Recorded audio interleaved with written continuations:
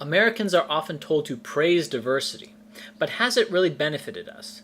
We can look at how white Americans currently act and, from this, infer what America would look like if it was entirely made up of its current white population. Let's start with economics. In white America, the budget deficit would be gone. In fact, we would be running a surplus of between $200 and $500 billion per year. The median household income would rise from 53,600 to 60,200. Even more strikingly, the average net worth of an American household would rise from 82,000 to 142,000. Our education system would look a lot better too. America gets a lot of crap for how we score on PISA tests compared to the rest of the civilized world, but if it were just white Americans, only 10 nations on Earth would do better than us, and we would far outscore most of Europe. America gets put down for its incarceration rate too. People say that we have the highest incarceration rate in the world.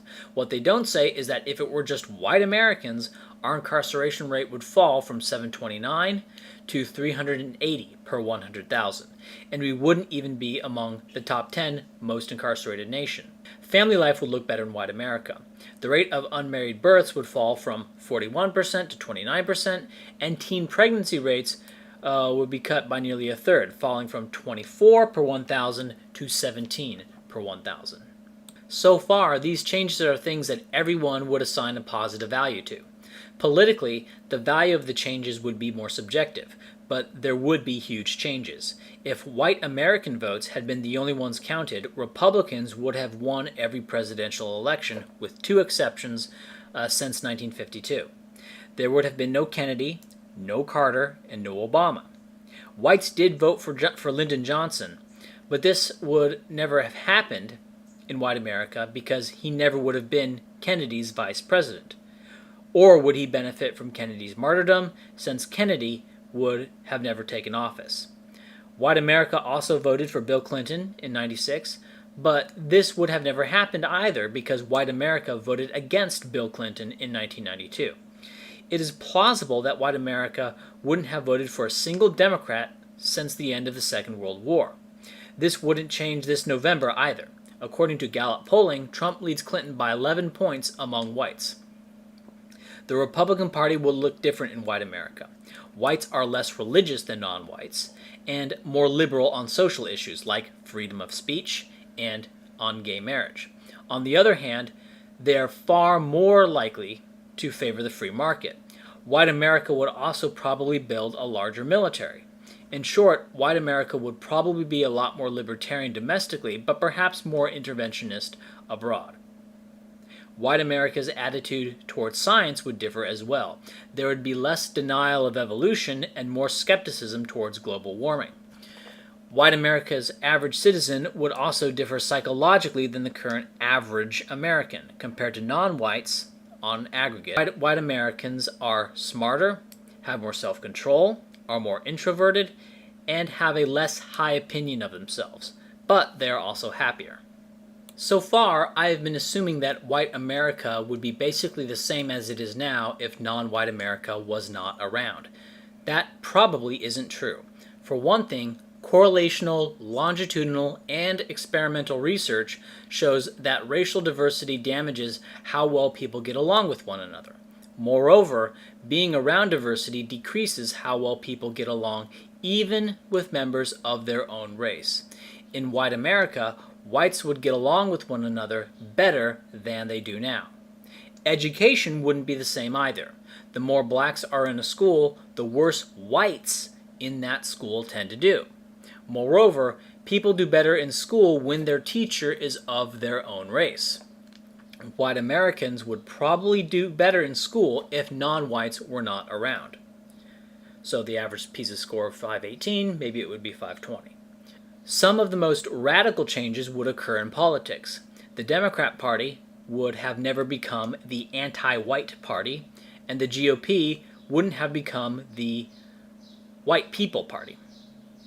Politics would be less based on racial identity and instead based on other group divisions or specific issues.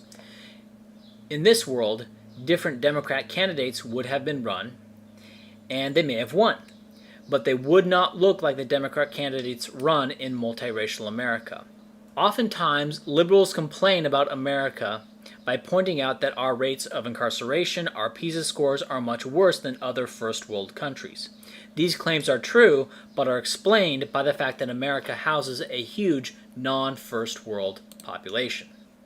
The only argument that I have heard that has anything approaching a plausible theory for whites benefiting from racial diversity comes from libertarians, and it's a pure economic argument.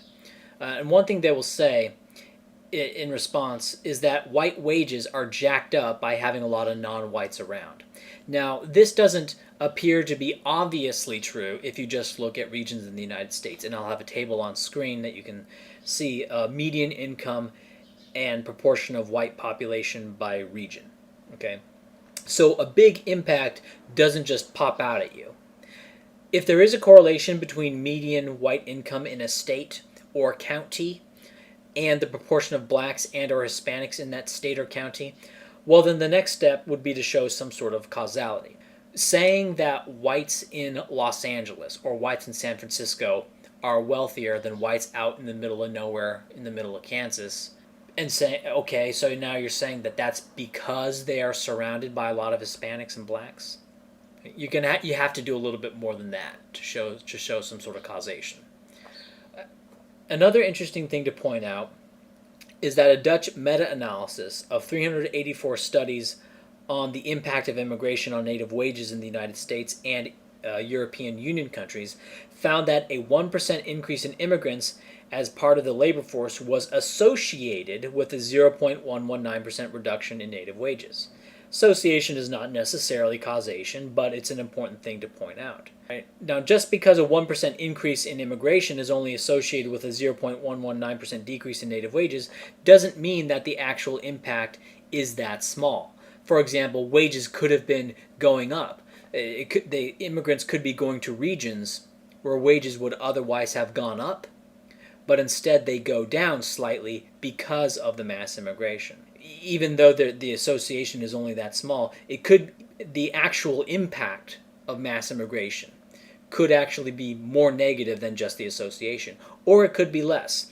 But the point is, when you look at the data says we're looking at small negative impacts on wages from immigration, not the big positive impacts, right? Because the libertarian story needs big positive impacts in order to hold water. I mean, it's not stupid to believe this libertarian story in the absence of data, right? Lower skill people come in, they earn wages, and then white people are freed from low wage labor to then go on to higher wage labor, right?